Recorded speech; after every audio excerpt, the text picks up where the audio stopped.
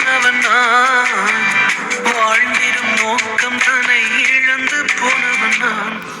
அற்பமான என்னை அற்புதமாய் மாற்றி அற்புதங்கள் செய்ய வைத்தவரே, எனக்கா இத்தனை கிருபை, என்னே அளவற்ற கிருபை, எனக்கா இத்தனை கிருபை, என்னே அளவற்ற கிருபை, எனக்கா இத்தனை கிருபை, என்னே அளவற்ற கிருபை.